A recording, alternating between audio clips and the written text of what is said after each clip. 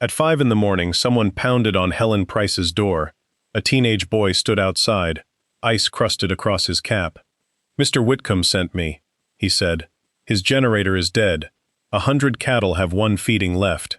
4 hours later, Helen drove into Dale Whitcomb's yard on a faded 1947 John Deere B. His expensive tractors ran, but none could power the old grinder behind his barn. Dale stepped through the ice without his usual smile. 3 years earlier, he had called Helen's machine a parade tractor and said she would lose her farm before it earned $1. Now his cattle were bawling behind him. "I need your help," he said. Helen looked at the man who had laughed while her father's equipment was auctioned away. "Where's the grinder?" The road to that frozen morning began 3 years earlier, when nearly everything Helen owned was lined up in her farmyard with numbered tags tied to it. The Price farm sat 5 miles north of Greenfield, Iowa, on 80 acres of rolling ground. It was not a large farm, even by the standards of that time. 48 acres went into corn and oats, 16 into pasture, 6 into hay, and the rest held a red barn, a weathered farmhouse, a machine shed, and a strip of creek bottom that Helen's father always called ground too stubborn to sell. Earl Price had been born there in 1914.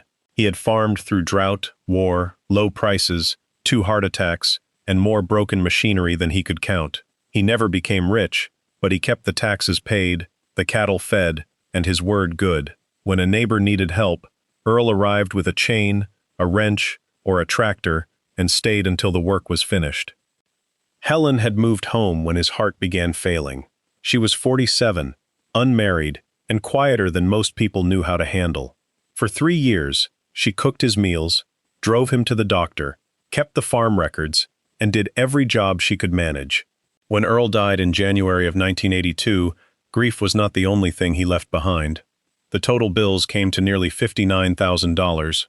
There were medical expenses, an operating loan, property taxes, feed bills, and notes on the combine and diesel tractor. Interest continued growing whether Helen slept or not. A Dare County savings bank held the mortgage, and Walter Ames handled the account.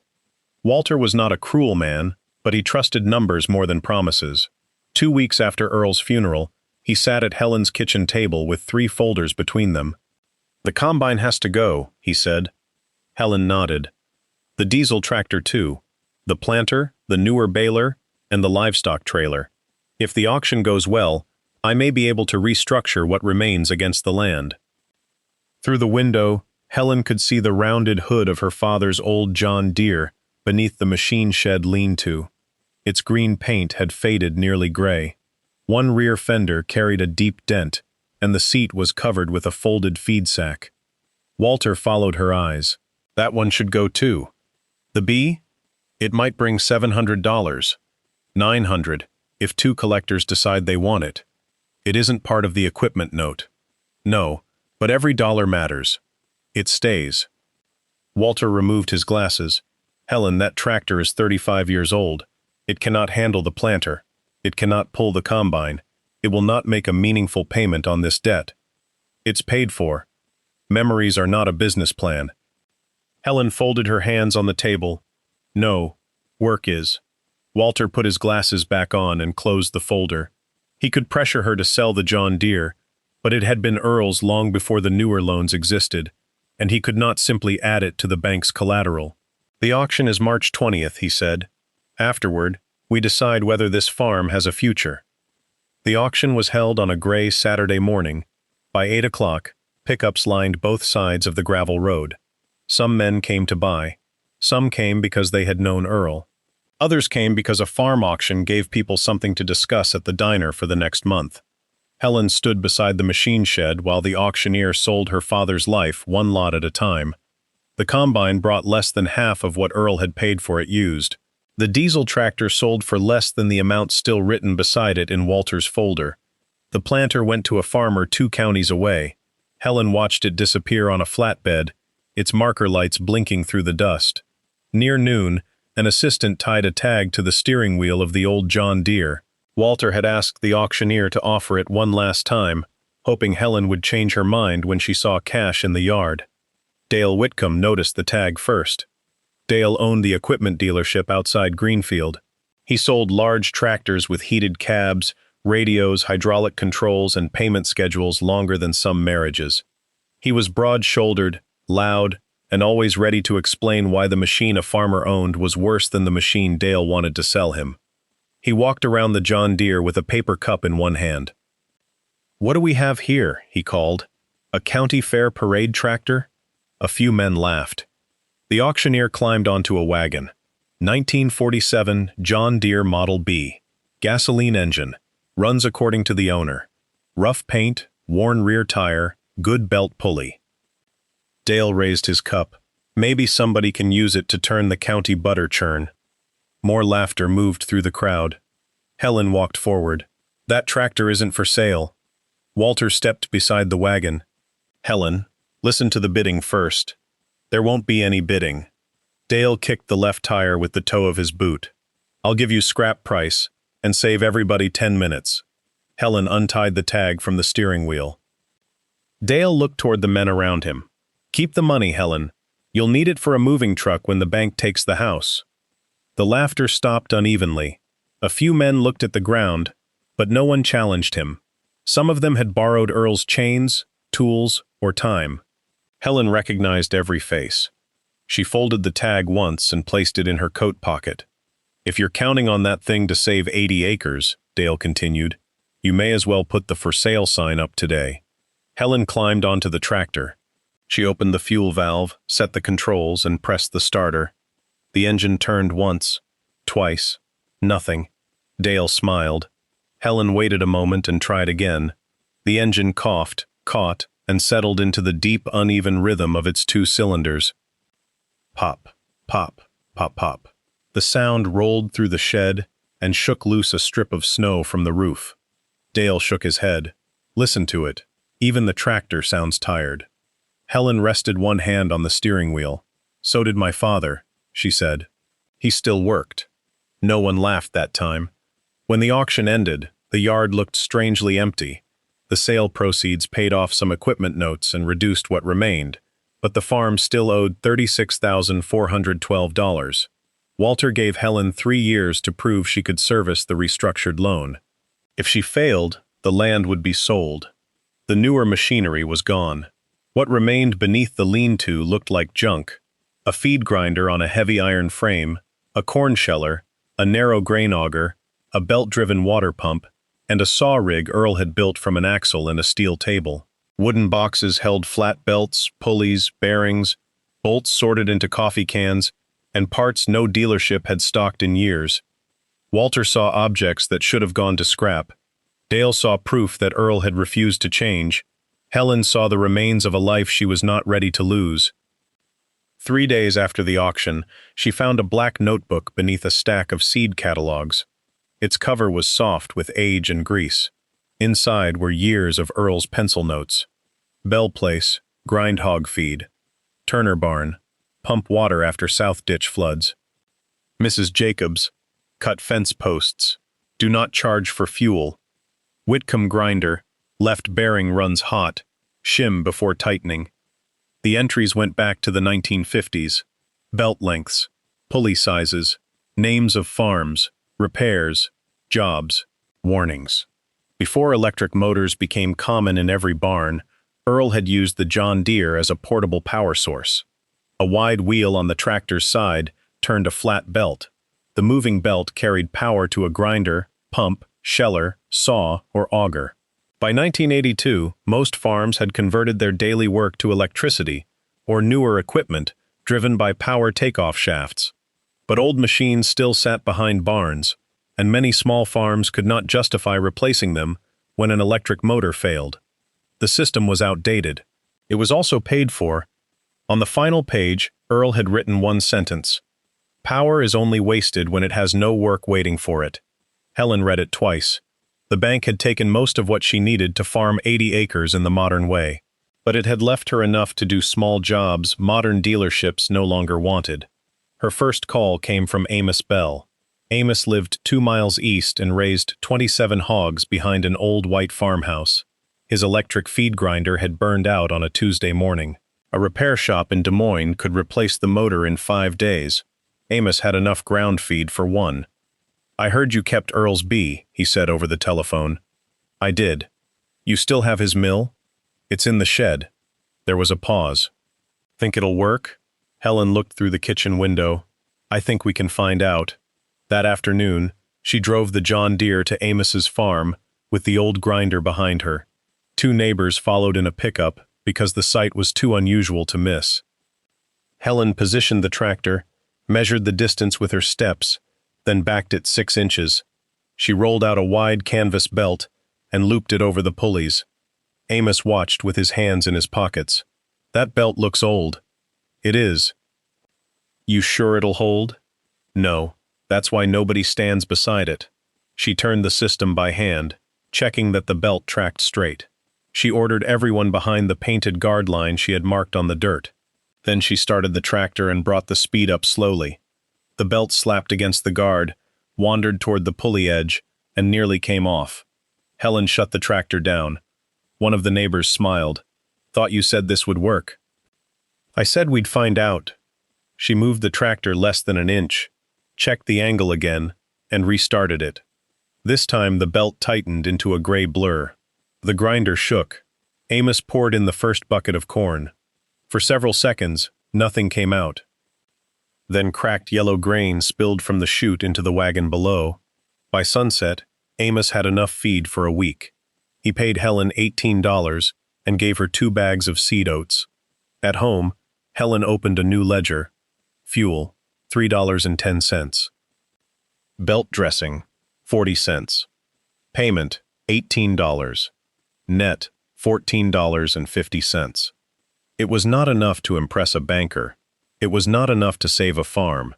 But it was the first money the old John Deere had earned after half the county called it useless. Amos told 3 people at the feed store. By the end of the week, 7 had heard. Within a month, Helen had 4 more jobs. She shelled corn for a widow who kept laying hens. She cut hedge posts for a farmer who could not afford treated lumber. She pumped water from a flooded basement and moved grain from a wooden bin whose electric auger had failed. The payments were small.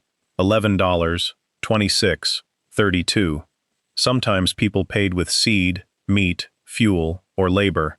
Helen accepted a trade only when it replaced something she would otherwise have to buy. Every night she recorded the miles traveled, fuel burned, repairs made, cash received, and value of every trade. The John Deere did not have to work every day. That was its advantage. A new tractor sitting still owed a payment. Helen's tractor could wait 3 days, earn $20 on Thursday, and owe no one on Friday. Dale heard about the grinding and turned it into a joke. Price Power Company, he called it one morning at the feed store. The name spread. Helen painted it on a small board and hung it in the store window. Price Power Service, belt work, small jobs welcome. Dale read the sign while Helen loaded salt blocks into her pickup. You're serious about this? Yes. Nobody builds equipment like that anymore. That ought to tell you something. Helen lifted another block. It tells me fewer people can do the work. He laughed, but not as loudly as he had at the auction. By September, Helen's ledger held 43 jobs and $4,126 in deposits. When she carried the ledger into a Dare County savings bank, Walter studied the list. The crop did better than expected? He asked. The crop is still standing. He adjusted his glasses. $18, $46, $27, $62. What are these? Work. You earned $4,000 doing jobs this small? Some were larger. Walter tapped the ledger. Helen, you cannot pay $36,000, $18 at a time. That depends on how many 18s there are. Walter did not smile. After she left, however, he copied 3 numbers from her ledger into the price file. For the first time, her plan was something he could measure. The first real setback came that December. Helen was grinding feed at the Turner farm when the John Deere coughed once and stopped. The belt slowed and fell silent. She cleaned rust from the sediment bowl and restored the fuel flow, but the tractor ran 10 minutes and died again. This time the magneto had weakened. Dale's dealership could rebuild it for $138, but the work would take 2 weeks. Trade the tractor, Dale told her across the parts counter. I've got a used utility model outside. Good financing. How much? 6,800, 800 down, then 158 a month. Some months the John Deere had not earned that much. Dale folded his arms.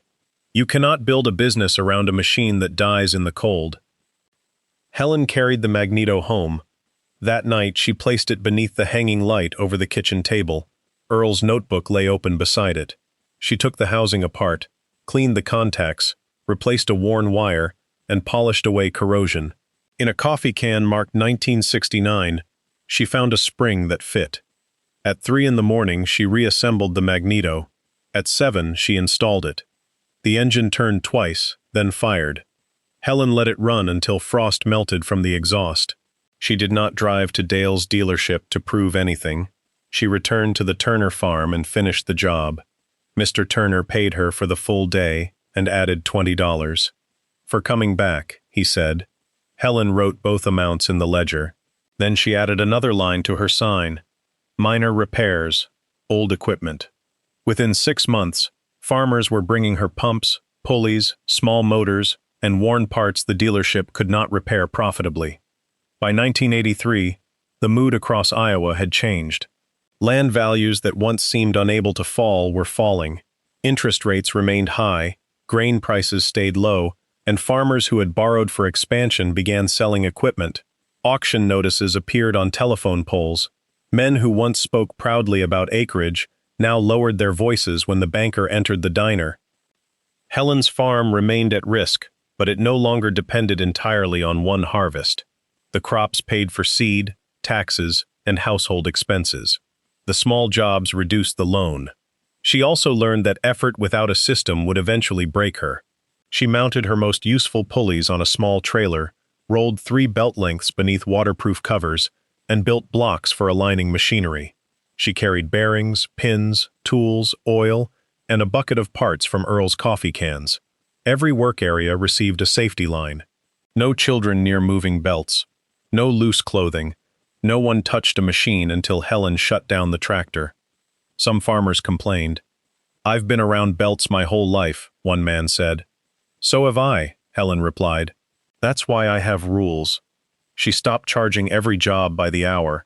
Some were priced by the batch, others by distance or load. Emergency work cost more. Neighbors in genuine trouble could pay later, but the amount went into the ledger, and their signature went beside it. Earl had been generous, sometimes more generous than he could afford. Helen preserved his kindness without repeating his bookkeeping. Above the workbench, she hung 3 rules. Slow enough to be safe, cheap enough to be useful, paid before I leave. By the end of 1984, more than 30 families had hired Price Power Service. The balance on the farm loan had fallen to $19,300. Walter acknowledged the progress, but he warned her against confidence. One bad year could erase 3 good ones, he said. Helen knew he was right. Drought could destroy the crop. A major engine failure could stop her service. Illness could keep her from working. A storm could flatten the barn. She had no idea that the storm approaching southwestern Iowa would nearly break the system everyone trusted, or that it would test every part of the system she had built. During the second week of January 1985, the radio forecast freezing rain. Most people paid little attention. Iowa winters brought snow, sleet, wind, and ice. The announcer said temperatures would hover near freezing before falling sharply overnight. Utility crews were standing by, and scattered outages were possible. Dale told customers any interruption would last a few hours. Helen remembered something Earl had said while cutting limbs after a winter storm. Snow bends a line. Ice breaks it. By noon, she was in the machine shed. She filled the John Deere's tank, checked the oil, cleaned the fuel system, and tested the rebuilt magneto. She loaded the pump, pulley mounts, tools, and spare parts onto the trailer. She covered the belts and placed extra gasoline near the door. At the feed store, she bought every can of belt dressing on the shelf. Dale watched her set them on the counter. Expecting the end of the world? No. Looks like it. I'm expecting ice. The power company has crews ready. Good. Dale nodded toward her supplies. You think people are going to run their farms with canvas belts because the lights blink? Helen signed the receipt. No, I think they'll run them with whatever still works. By 4 that afternoon, rain tapped against the kitchen windows. At 6, every fence wire and tree branch shone like glass. At 10, Helen heard the first limb break in the windbreak. Near midnight, the lights flickered twice and went out. She lit an oil lamp. Outside, something heavy crashed near the road. Then another limb broke, followed by another, sharp cracks traveling across the frozen fields. The telephone died shortly after 1. Helen sat at the kitchen table listening. It no longer sounded like rain. It sounded like glass breaking across the county. At daylight, the land looked beautiful enough to hide how dangerous it had become. Clear ice-covered trees, roofs, fence posts, and weeds. Power lines sagged almost to the ditches, poles leaned at strange angles, and trees lay across the gravel roads. The temperature had fallen below 20 degrees and continued dropping. Helen pulled on 2 coats and walked to the machine shed. The door had frozen to its track. She broke the ice with a hammer, cleared the bottom with a shovel, and pulled it open far enough to squeeze through. The John Deere sat under a canvas cover. She removed it, opened the fuel valve, and pressed the starter. The engine turned slowly. Once, twice, nothing. Helen waited, then tried again. The rebuilt magneto sent its spark, the engine caught, and the familiar 2-cylinder rhythm filled the shed. Pop, pop, pop, pop. At 8 o'clock, Amos Bell arrived on foot. A tree blocked the road between their farms, and he had climbed over it. "My well pump is dead," he said, fighting for breath. "The hogs have water until noon, maybe less. Is the old hand-dug well still open?" "Yes, but the pump beside it hasn't run since Earl was alive." Helen hooked her trailer to the tractor. Then it's had plenty of rest. They moved small limbs with a chain and left the tractor on the road when they reached the fallen tree. At Amos's barn, the hogs crowded around an empty trough, squealing and pushing one another. The old pump was stiff with rust and cold. Helen warmed the fittings with a lantern, cleaned the intake, replaced a cracked section of hose, and worked the pulley by hand until it turned. Then she and Amos cleared a path wide enough to bring in the tractor from the other side of the yard. Ice covered both pulleys. Helen wiped them dry and applied belt dressing. She aligned the tractor with the pump and rolled out the shortest belt. "You think it'll work?" Amos asked. Helen looked at the animals pressing against the rails. "It has to." She brought the engine up slowly. The belt moved, slipped, and snapped sideways. Helen shut everything down before it could leave the pulley. She shifted the tractor half an inch, tightened the pump mount, and tried again. This time the belt caught. The pump knocked so hard Amos stepped backward. Brown water coughed from the pipe, sputtered, and then cleared. A steady stream poured into the trough. The hogs surged forward to drink. Amos stared at the pump. "I thought that thing was scrap. It was waiting for work."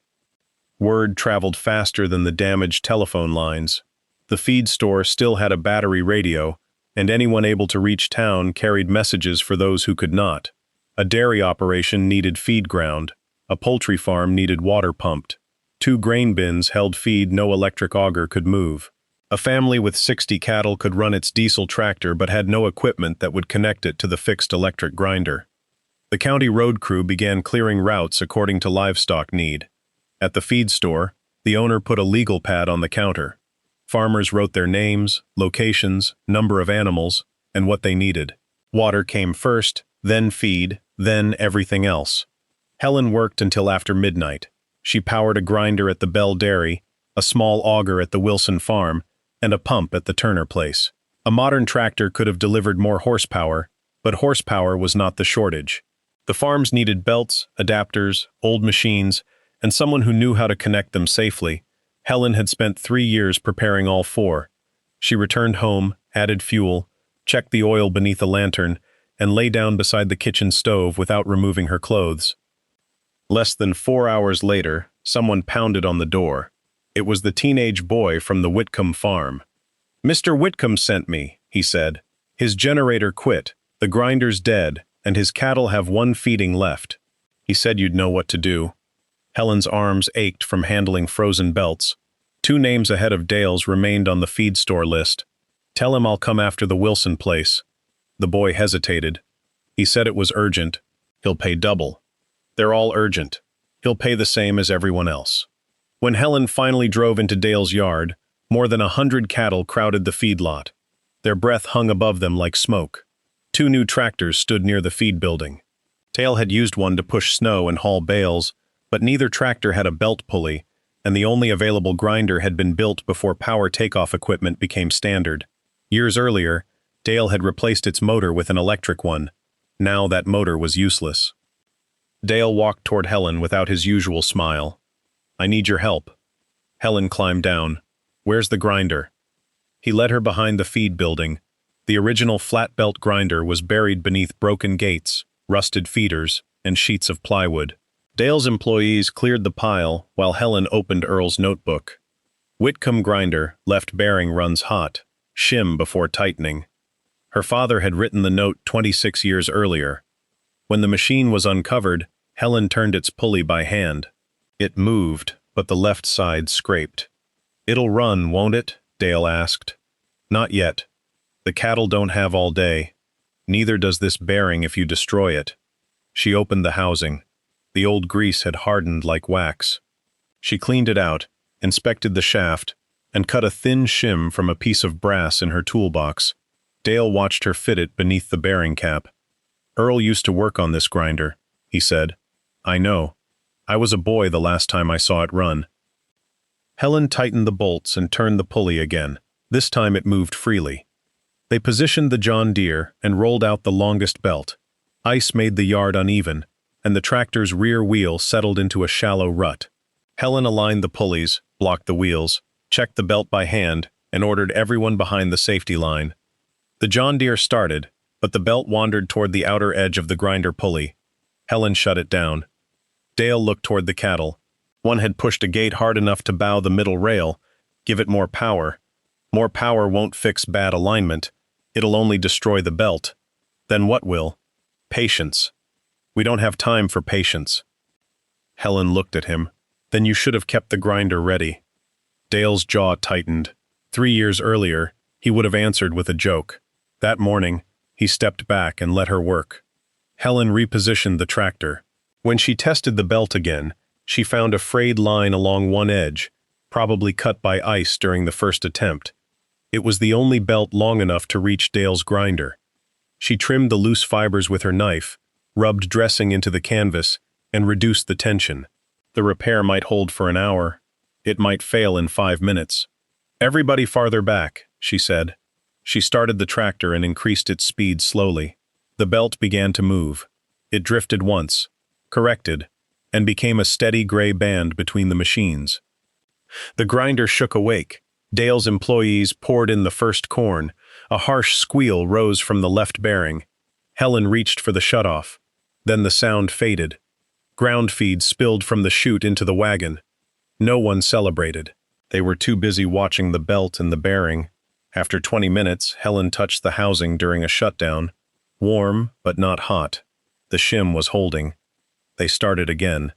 By the time the first wagon was full, the bowed gate was still standing, and the cattle were being fed. Dale removed his gloves and held out a roll of bills. "Take it," he said. "I'll send an invoice. You saved my herd. I ground enough feed for 2 days. Don't confuse the two." Dale lowered the money. "I was wrong about the tractor." Helen checked the edge of the belt. "You were wrong about more than the tractor." He looked at the old machine, then at the employees who had heard him. "I was wrong about you too." Helen met his eyes. She had imagined his apology more than once after the auction. In those imagined versions, it had felt like victory. In the frozen yard, with hungry cattle waiting and 23 farms still needing help, it felt smaller than the work. "Buy gasoline," she said. "Leave it at the feed store." She drove away before he could answer. That afternoon, Dale carried 4 fuel cans into the Greenfield feed store. He placed them beneath Helen's wooden sign. Someone had written 3 words across a scrap of cardboard and pinned it below. "Not a parade." Several men looked toward Dale, waiting to see whether he would remove it.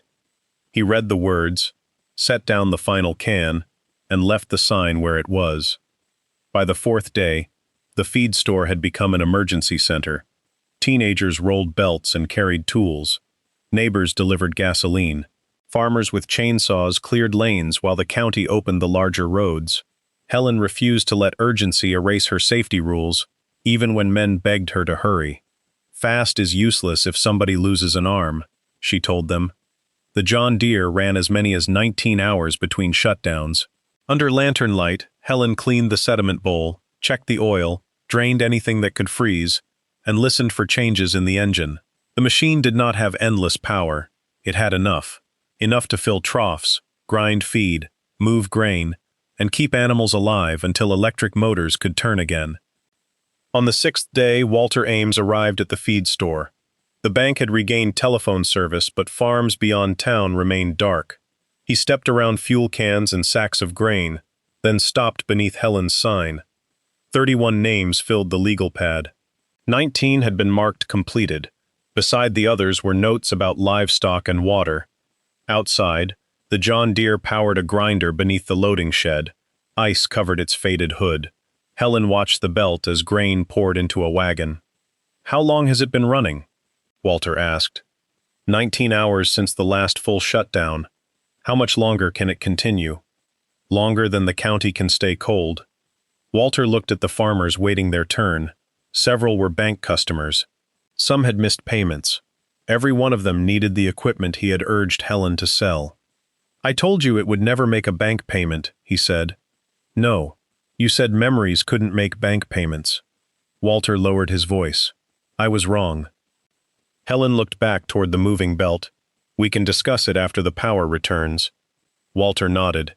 Then he removed his coat, rolled up his sleeves, and helped 2 teenagers carry sacks of grain. Electricity returned to Greenfield after 6 days. Some farms waited 10.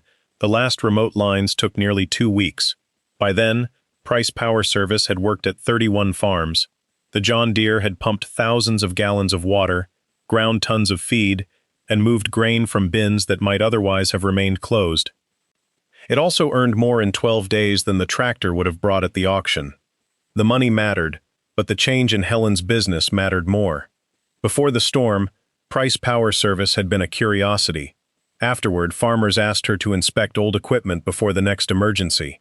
She restored pumps, freed frozen pulleys, and helped families design simple backup systems using equipment they already owned.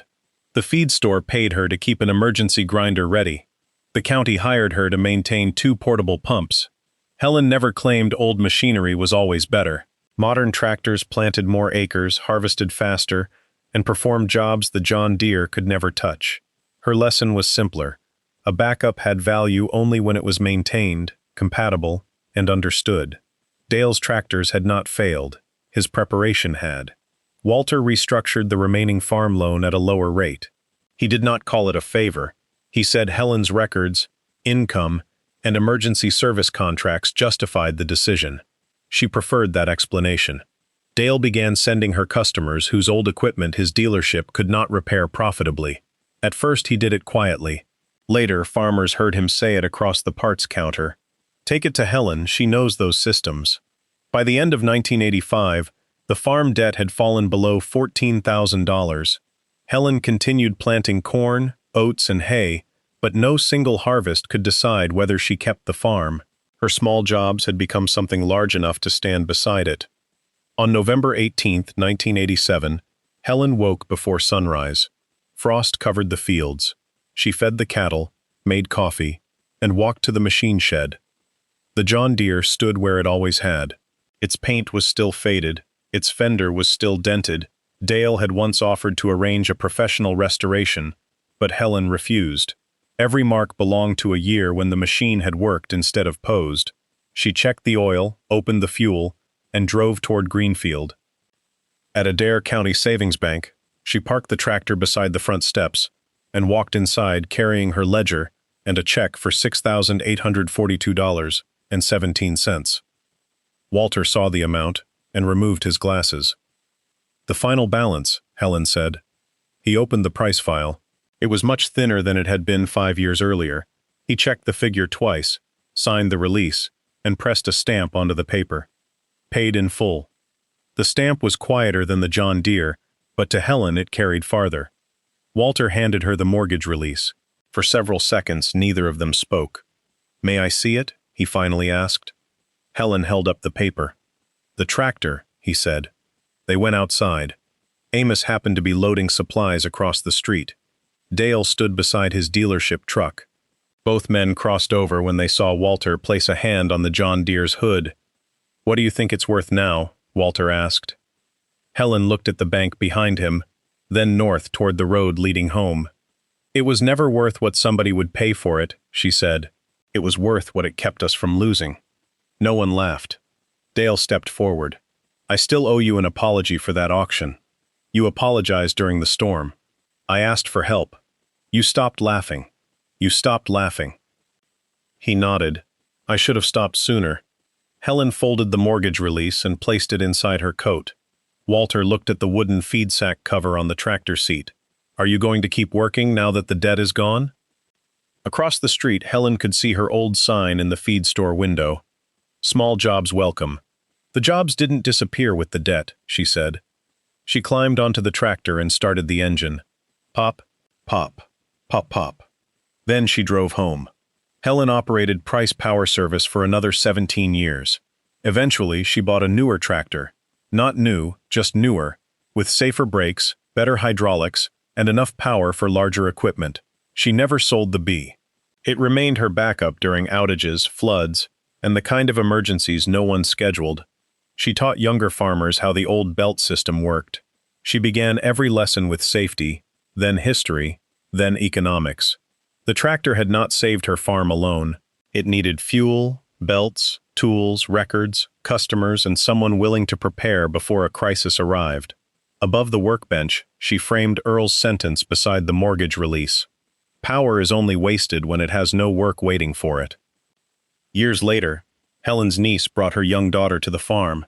The girl ran her hand across the John Deere's dented fender. "Why didn't you ever fix this?" she asked.